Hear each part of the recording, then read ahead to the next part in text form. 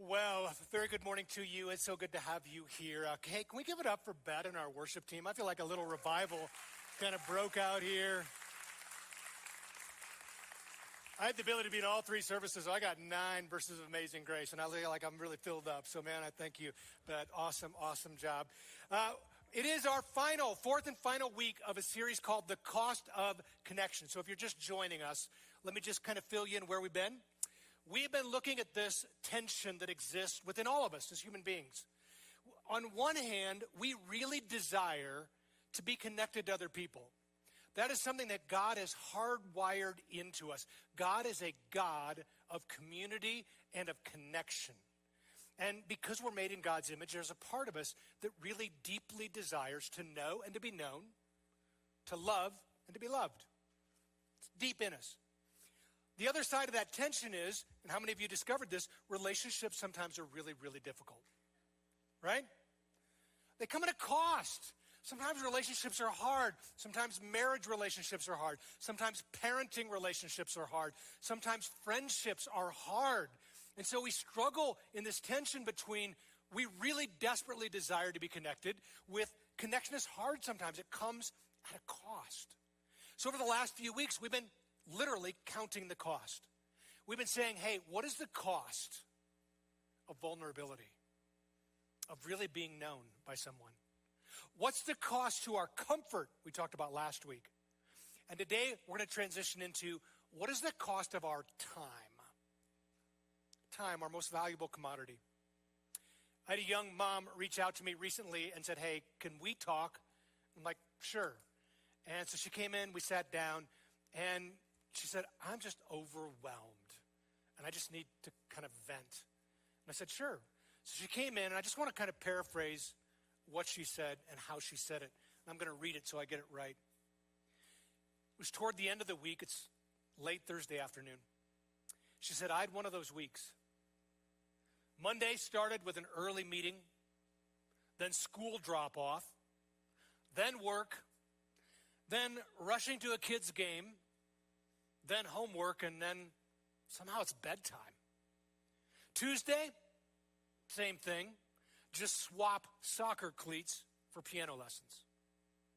Wednesday, we ate dinner in the car between practice and church. Thursday night, I got home and looked at my husband and said, we should talk tomorrow if we survive. And as I listened to her, I thought, you know what? None of the activities that she's involved in are bad things. They're normal things of life, right? They're work, and they're taking kids to school and running them to their various things that they've got involved in, and church. These are all good things. But what she was finding, and the reason that she was overwhelmed is she had lost all time for connection. In this week, she had not connected with her husband. She had not connected with God. She had not connected with friends. She really hadn't even connected with her kids, but more chauffeured them around. And she summed it up by saying this, and I thought this is really profound. I'm busy, but my life lacks meaning.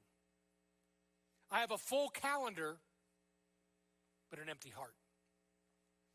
And as I listened to her, I thought, she probably describes a lot of us. How many, if I were to ask, how are you? How many would you respond with, I'm busy? I'm busy. We're genuinely busy, right? You don't have to have kids to be busy. We can be busy in any phase of life. In fact, I've got some retirees, and I always hear them say, I am so busy now in retirement, I don't know where I find time to work. I don't know how I possibly found time to work in there because my schedule is backfilled so much.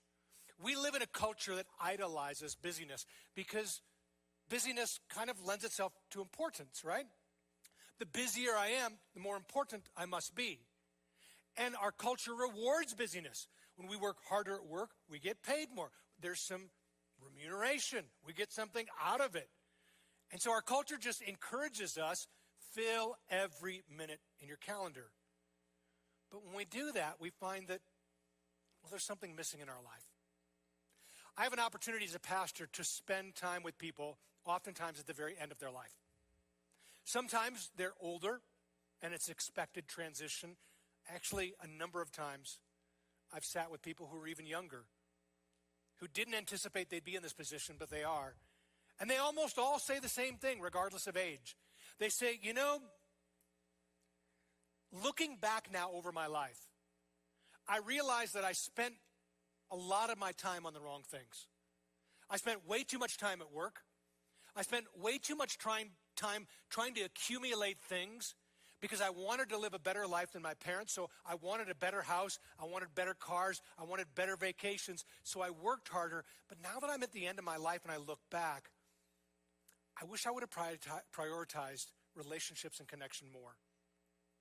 So knowing that, how do we, as people at Landing Place Church 2025, in this moment go, I don't want to get to the end of my life and look back with those kind of regrets? How do I prioritize connection? And a lot of us would say, Mark, I just don't have time. As if we're a victim of our calendars, right?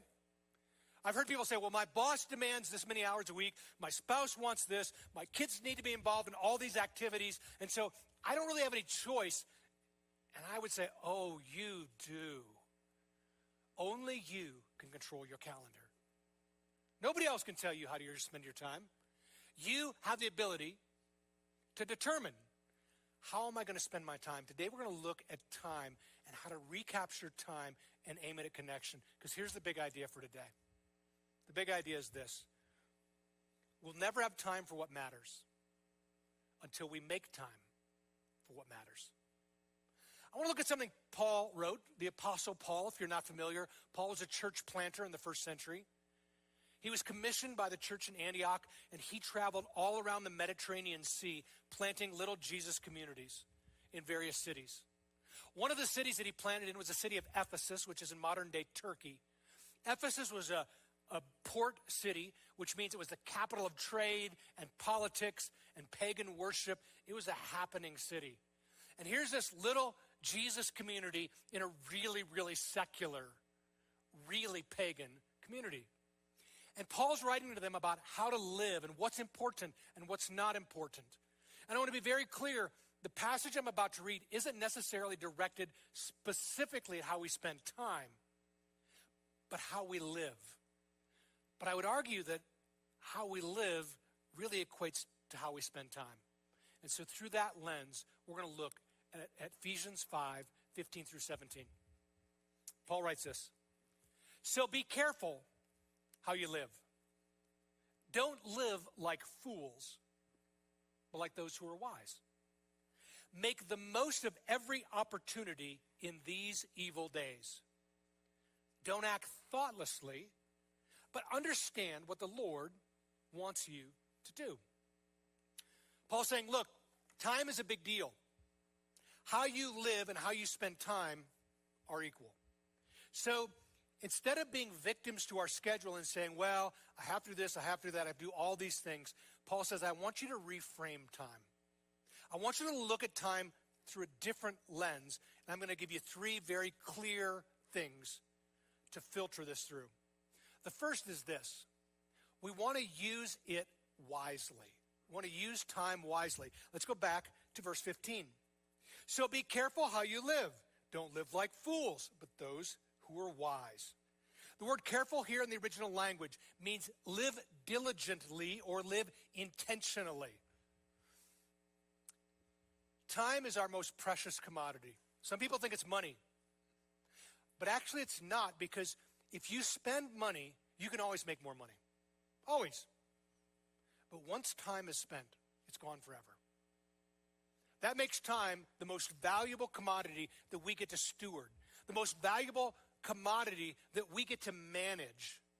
And so Paul goes, look, time is really precious. Make sure you manage it really wisely. Well, how do we do that, Paul? We look at Jesus. Jesus was the master of managing time, I think. As busy as we all are, I think Jesus had the potential to be even busier. Everybody wanted a piece of Jesus' time. Everybody. Everybody wanted a teaching. Everybody wanted a healing. Everybody wanted to sit at Jesus' feet. He was in demand more than anybody we could imagine. And yet, Jesus managed his calendar really, really well. He put aside time for connection with God every morning. He would get up and go away and be alone and spend time with God. He valued connection with other people. He picked 12 guys that he poured into for 3 years, and then on top of the 12, he had a group of 3, an inner circle, that he spent even more time with. He was very, very intentional. He was very wise about how he spent his time. Jesus, as intentional as he was, always allowed margin for connection. A lot of Jesus' miracles happened while Jesus was going from one place to another. He's wandering through the marketplace, and a woman comes up and touches the bottom of his robe, and she's healed of a bleeding disease that she's had for a long time. And Jesus stops and interacts with her. It wasn't on his schedule that day. It wasn't on his agenda that day. It wasn't like, hey, this morning I'm going to encounter this woman in the marketplace. He was going somewhere else, but in the middle of this busy schedule, he uses his time wisely and says, you know what, right now, ma'am, you are the most important person on the planet in this moment. As he's wandering from Jericho and he's heading to Jerusalem, he looks up in a tree and there's this rich, Jewish, short tax collector guy. And he goes, what's up with you in the tree, man? Zacchaeus, why don't you come down because we're going to have dinner at your house tonight. When he woke up that morning, Zacchaeus was not on his dinner schedule. But Jesus knew how to use his time wisely. And he said, you know what? Right now, Zacchaeus is the most important person in my orbit. He's the one I need to spend time with today. Jesus was really good at managing his time really wisely. The second thing Paul says is we need not only to use it wisely, we need to redeem it. Let's go on to verse 16. Paul says this: make the most of every opportunity in these evil days. The Greek phrase for this entire verse is a marketplace term, which means to buy up or to rescue from loss. What he's saying is, time has a way of getting away from us, and we need to rescue anything that could be lost. It's a marketplace term about buying things up that are about to be discarded. How many are familiar with a grocery store in Dacono, Colorado called Esch's? Anybody? Few of you. All right, the rest of you about to get schooled. Ready? There's a little store called Esch's up in Weld County in Dacono, small town. It is one of my favorite places to go. We hit it about every month. It's like a rescue mission for food. It's the best way I can describe it. They say gourmet food at bargain prices. It is a lot of stuff you've never seen before. It's food that didn't get sold somewhere else. It's sometimes food that's expired, which they clearly state, hey, this expired here. But we're selling it at a drastic discount. This box of checks. 25 cents. Now, it expired December of 2024. We bought 4 of them. So I like round numbers. My wife will turn this Chex Mix. Clearly expired. It is absolutely as fresh as can be. That bag is sealed tight. This would last. You could be a prepper. You could eat this 20 years from now. If that bag's sealed, it's still going to be crunchy. My wife will transform this Chex cereal into beautiful puppy chow and amazing Chex Mix. We rescued this Corn Chex. It was going to go to the dump. It was going to be disposed of. And we stepped in at the last minute and we redeemed the Corn Chex. That is the picture that Paul's giving us. He's going, look, there are things that are in your life where time is slipping away and it's being lost, and there are things in your life that are sucking your time. And he said, you need to rescue that time. If you want to do something really, really convicting, take out your cell phone and look at your screen time. It's the most dangerous app on your phone. So on your homepage, if you have an Apple, I don't know about Google phones, but on Apple phone, it says you spent today, at the end of the day, how many minutes in each program you have on your phone. And it is the most convicting thing in the world, because you will look and go, wow, I spent a lot of time here or a lot of time there. I didn't really think I spent. I need to go back and redeem that time. I'm losing time. That time is getting away from me. Paul says, look, time is important. We all have enough time in the day to accomplish what God has for us. But some of it right now is being lost. And I want you to go in there and redeem that time. Make it important again. We need to redeem it. Third thing, Paul says, we need to align it. We need to align our time with God's principles in our life. Paul says this: don't act thoughtlessly, but understand what the Lord wants you to do. How does God want me to spend my time? The Greek word here is where we get our word synthesis, which just literally means to put together, to assemble. God goes, I've given you 24 hours a day. How are your hours in time lined up with my plan for your life? Do you even consult me about your time? Do you ask me how many hours you should work? Do you ask me how many hours you should rest? Do you invite me into your schedule? Am I even a thought in your scheduling? God would be saying, is your time aligned with your values? And what is it that we value? We planted this church back in 2007, about 18 and a half years old. About 5 years in or so, we had a major leadership transition, and we transitioned names from Crossroads Community Church to Landing Place Church. In that transition, we just decided to look at everything. We looked at mission, values, purpose, and one of the things we took a hard look at was what we call our core values. And we really asked ourselves, what is it that we value as a church? With our old name, we had this list of core values. There were like 10 of them, and all of them were really long, and no one knew them, including staff. They wouldn't even got them right on a multiple choice question. Somebody probably came up with them decades before. They were all really good things. None of them were bad. But no one really knew them, and the fact that no one really knew them means that we really weren't using them in any particular way. So when we became Landing Place, we sat around, we all put our minds together and said, what is it that we really value as a church? How do we make this simple? Because I'm a really simple person. And we came up with just 5 core values that actually have 2 words each. Because we feel like anybody can know 10 words. Right? In fact, we put them up in front of you every weekend. These are our core values. These are the things we value.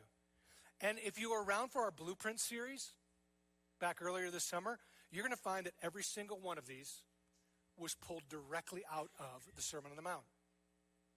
We love God and love people. Jesus said, hey, Jesus, can you sum up the entire Old Testament, all of the laws, all of the prophets, all of the rules, all of the regulations?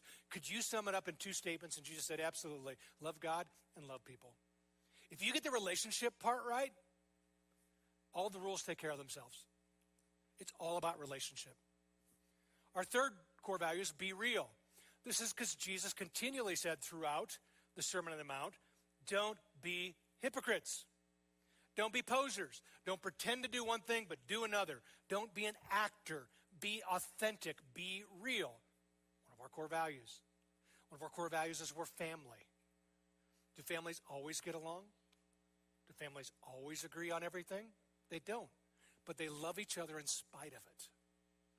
And live generously.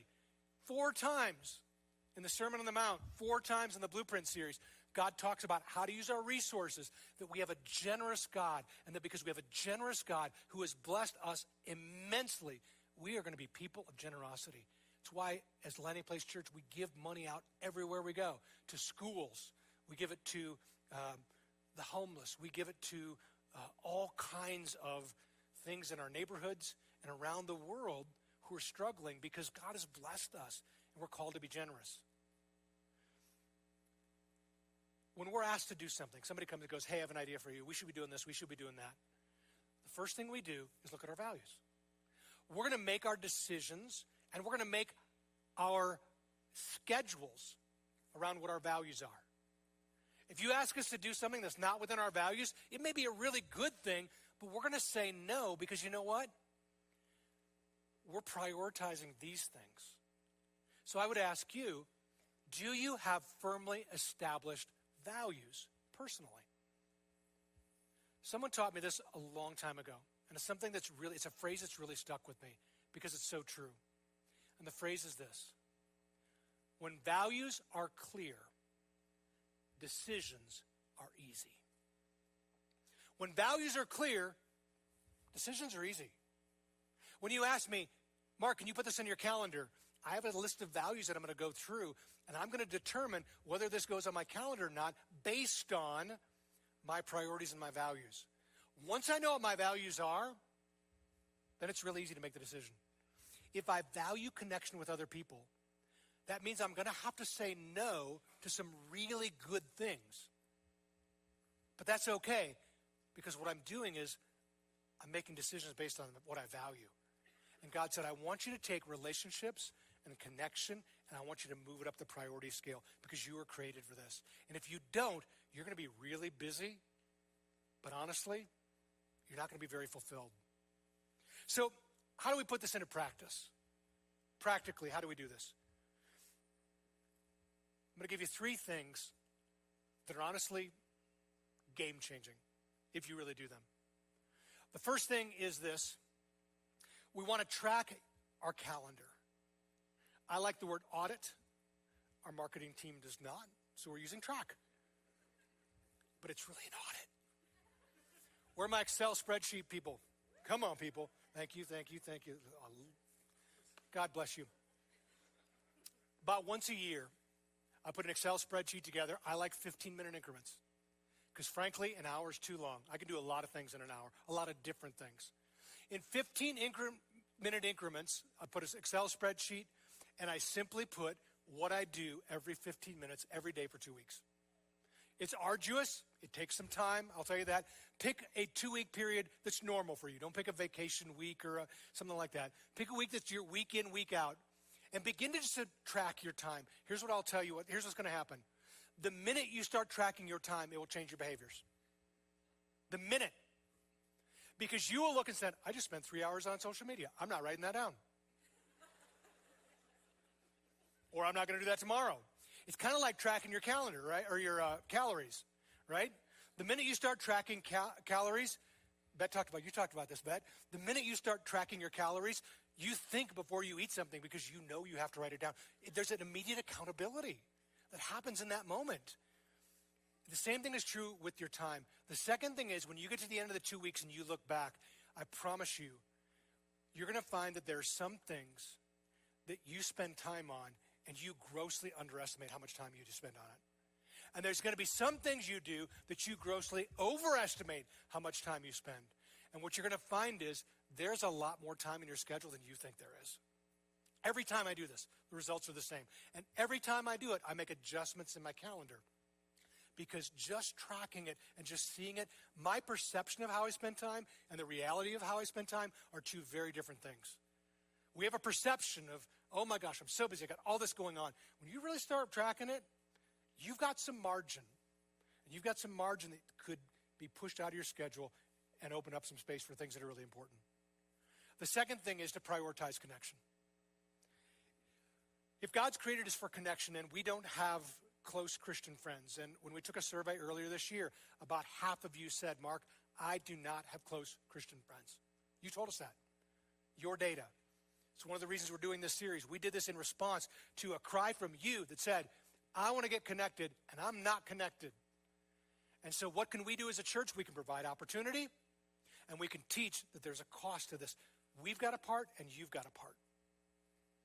Your part is to say, you know what? I need to create space in my calendar for connection because it's something I need, it's something I want. But right now, I don't perceive that I have enough time to do it. I'm going to need to put it on the calendar first and schedule other things around it. It's going to need to move up my priority list. Because when it does, you may find yourself having to say no to some other things. But it's because now you've reprioritized your events. The third thing, if you are a parent or a grandparent, how you spend time is establishing a legacy.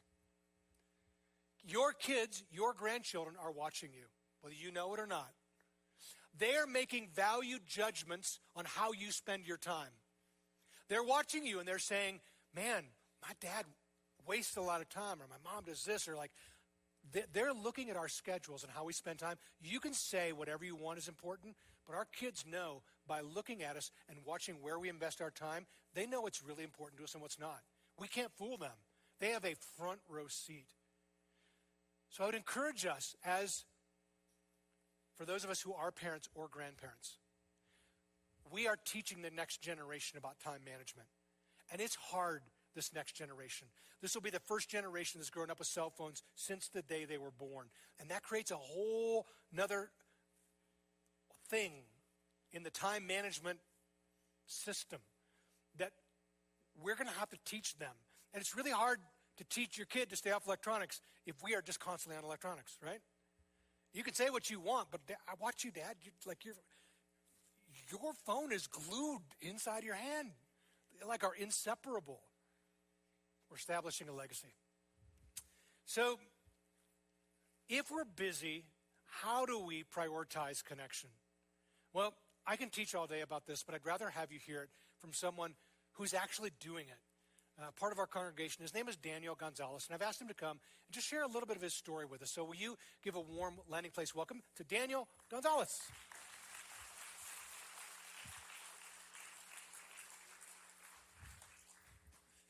Good morning, Daniel. Good morning. How are you, sir? All right. I'm busy. I was just checking an email right now. No, Yeah. Just kidding. So, Daniel, not everybody knows you, so tell me a little bit about who you are, your family. Yeah, just a... Yeah. So my name is Daniel Gonzalez. I've attended here at Landing Place probably for about 3 or 4 years now. Retired from the military in 2021, relocated back to Colorado. Currently, I'm working with Commerce City. Okay. I'm a dad, a brother, a friend, a husband. Any one of those labels, that's me. Very good. So, Daniel and I are in small group together. We are in a 5:30 a.m. Tuesday group. And Daniel, I know you're busy. I know you are. You just listed some of those things. On top of all of that, I know one more thing about you that you did not share. Tell us about that. Yeah, so I was doing an audit of my calendar, and so I saw some white space there, and I said, you know what? I'm going to go ahead and I'm going to start my graduate program at Gonzaga. I started last year, and this Tuesday coming up, I'm actually starting on the second half of the next 5 classes of the program. So because you weren't busy enough, is what I'm hearing. Yeah. You decided to fill some of that white space up. Very good. Well, congratulations on finishing the first half. Yeah. In the midst of all of this, so I know you're dad of 2, your husband, you're a full-time worker, you're largely a full-time student. Yes. Somewhere in the middle of there, you decided that connection was important enough to carve out time every Tuesday morning in the middle of the night. Tell me about that process. Yeah, so I got invited over to the small group, and it was really, at the time, I wanted to get deeper into my faith, so I made a commitment to say yes to that time frame. As soon as they told me about the time frame, I was like, sure, I could fit it in, why not? And so I committed to it, and once I did, I found that accountability piece to show up every Tuesday morning because somebody was either had a word for me, or maybe we were just going to be in community and learning together, is really what I went once, and then it just kind of got hooked from there. So there's nothing worse than getting a text at 5:30 a.m. to say, where are you, Daniel? Yeah. So it cost you something. What did it cost you to actually be in this group? Yeah, so I'm a procrastinator by nature. Okay. And so I turn in all my homework either on a Sunday night or a Monday morning at 1-ish in the morning because they're West Coast time. They're West Coast time. So that's true procrastination. Yes. When you wait till after midnight Yes. Mountain Time because your deadline is 1 a.m. It's the timestamp that kills me when I'm there. They're like, oh, you really took all your time. I said, I sure did. So very efficient. Yes. And so I lose some sleep, but at the same time, I also lose the opportunity to get mentored or to have those stories that are shared. I'm in one stage of my life. Our small group varies from different ages and spans of life, so it's so awesome to be able to go and learn from somebody who's further along in either their spiritual journey or just their life. And so I'm always willing to learn from them. And so if I don't go, I lose out on that opportunity. So what I'm hearing is that there's both a cost to you to be in a group, and there's almost a greater cost to not be in a group. Yes. So, I mean, the $1 million question, is it worth it? You're a busy guy. Is it worth putting one more thing in your already overloaded schedule? It is. And the reason why I say that is because it's one of those things that when we talk about connection, it's planting that seed. I have two teenagers, which we celebrated a 15-year birthday party this past Tuesday. And so they're witnessing and seeing the efforts that I'm making, and I'm creating that legacy. And so as much as uncomfortable as it is to get up at 5 in the morning to be there at 5:30, I start to think about how much more, how much more damage would it do if I didn't go? And so, it's the legacy that I want to leave behind with my family. So very good. Thank you for sharing your story with us, Daniel. Absolutely. I really appreciate it. Let's give him a hand one more time. Thank you.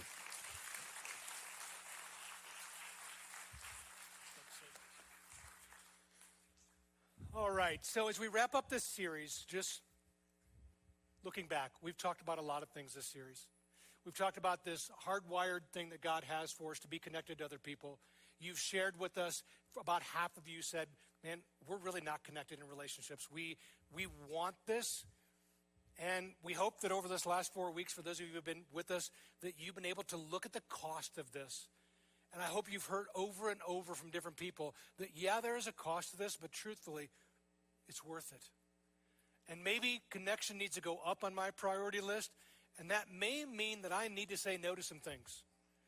I may need to say no to some really good things. But sometimes good is the enemy of great. I think this is one of those things that God elevates to great, and that he has great for you, and he wants connection for you. And if you're not connected, I would encourage you, every week, this last 2 weeks, after every service, we've had this groups fair that we've invited you into. If you've not taken advantage of that yet, if you are not connected, we want to invite you just to step into the family room and begin a conversation with someone about what it would look like to take a next step. God created you for connection. And our prayer is that you will find the connection that you're looking for. Let's pray. God, we're so grateful that you are a God of connection, and we thank you that you are a God who loves us, who has created us to love and to be loved, to know and to be known. God, we just acknowledge today that sometimes the cost of relationship has kept us out of relationship. And I know that the last thing the enemy wants for many of us is to have godly believers connected together. I know just even in this moment that he'll put up all sorts of barriers, all sorts of excuses, all sorts of reasons not to be connected. God, I pray that your truth would shine clear in the midst of lies, that you would break down any barriers that we have, and that you would lead us to be connected to the people that you've called us to be connected to, that we can grow to become more like Jesus. We thank you and we love you, and we ask this all in Jesus' name. Amen and amen.